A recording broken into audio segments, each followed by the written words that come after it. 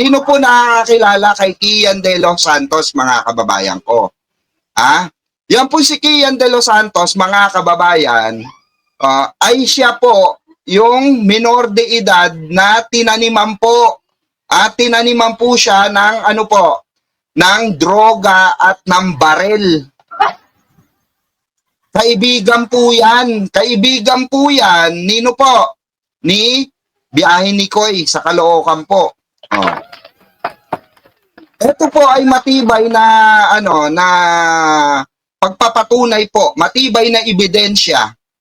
Mismo Supreme Court ang nagsabi na guilty po itong ginawa kay Kian De Los Santos na minor de edad na tinaniman po ng droga. Tapos pinagpapatay po ng walang kalaban-laban, mga kababayan. 'Di ba? Ganun po kawalang-ya itong mga sangkot dito po sa na ito, EJK victims na ito or war on drugs or tukang. Paano na yan, Bato? Paano na yan, Digong? Na yung ayon sa mismo sa SC or Supreme Court ay meron pong paglabag sa human rights or talagang merong pagpatay, murder po ang ginawa, mga kababayan. Ito basahin pa natin. Pinatay ng walang kalaban-laban si Kian De Los Santos, walang engkwentro at hindi siya nanlaban. Hindi totoo ang mga palusot ng 3 pulis na pumatay sa kanya. Ano mga DD shits? Ano mga DDS? Loud and clear ba? Hindi, real talk, loud and clear ba mga DDS? Mga DDLs, loud and clear ba? Parang napapahiya kayo ngayon Di ba? Lumalabas dito, mga kababayan, na yung 3 pulis, na na biktima din, na biktima din ng kanilang kaululan. Mga mukhang pere. Di ba? Mga kababayan, mga mukhang pera. Mas inuna nila yung kota. Kota po. Dahil nga, nung panahon ni Digong sa war on drugs, ay meron pong kota itong mga kulangot na pulis na ito. Hindi naman po lahat ng pulis nung panahon na yon umabuso.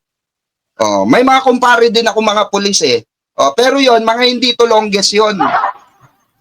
Mga hindi po to longest yon. Yun po ay mga matitino. Kaya ito, mga kababayan, patunay ito na ito pong si Digong ay hindi po inosente. Ito po ay patunay na siya ay may nilabag.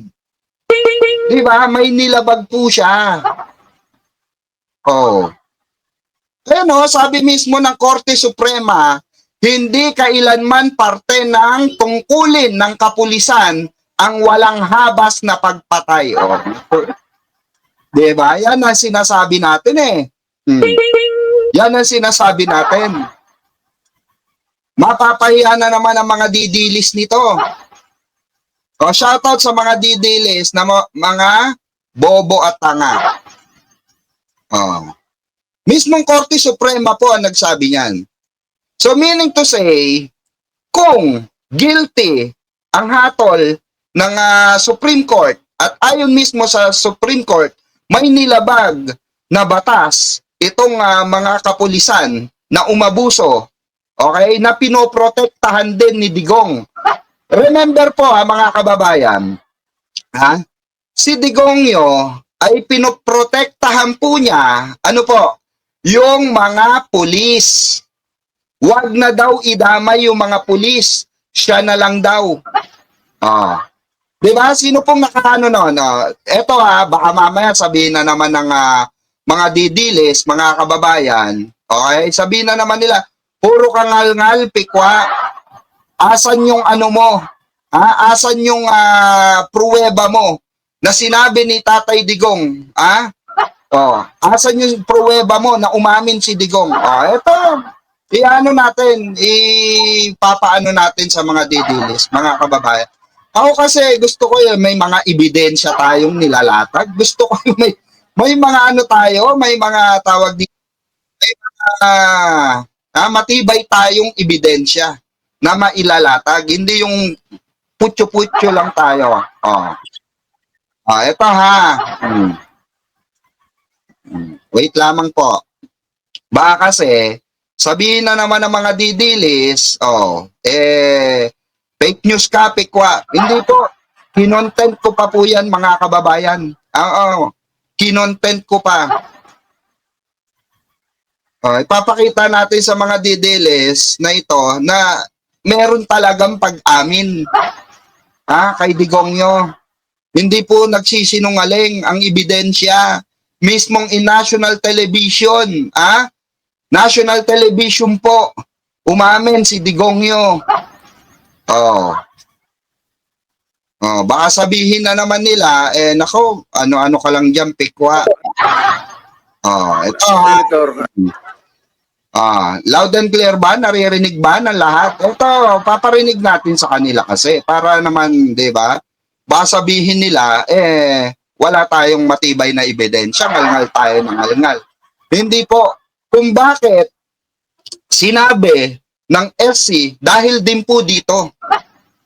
Kung bakit guilty ang hatol ng Supreme Court sa pamumuno ni Digongyo during EJK dahil din po dito sa hearing na ito. Naka-ano po siya dito, naka-under oath po lahat ng sinabi ni Digong dito. Pakinggan natin nga ang bahagya, mga kababayan. Ay, shoutout sa mga bagong dating dyan, May I? Yes, sir. Go ahead. Lahat itong sa right side ko, dumaan ito ng Chief of Police Director. Correct. Puro commander ng death squad yan. I thought there was no existence. Trabaho ng police yan. Di ba? Di ba? Tapos sasabihin, paano magiging guilty ang tatay namin?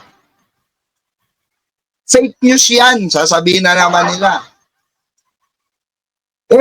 Naibalita na nga sa mainstream na ayon mismo sa Supreme Court ay walang habas na pinagpapapatay, pinagbababaril si Kian de los Santos. Kasi pinagbatayan po ng SC yung under oath nitong matandang bukluban na gumaganon. Yung gumaganon na sa dahi. Yung tatay nilang karton. Di ba?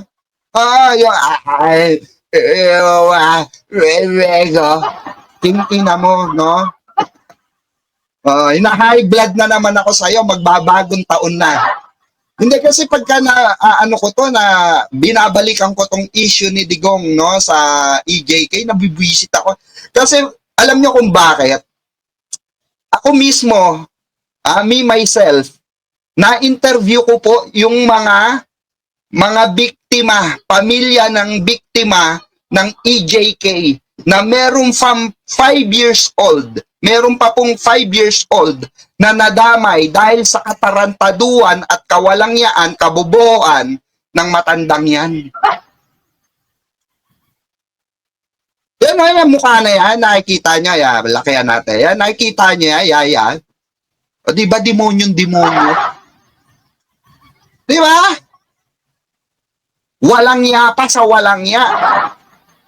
Diba?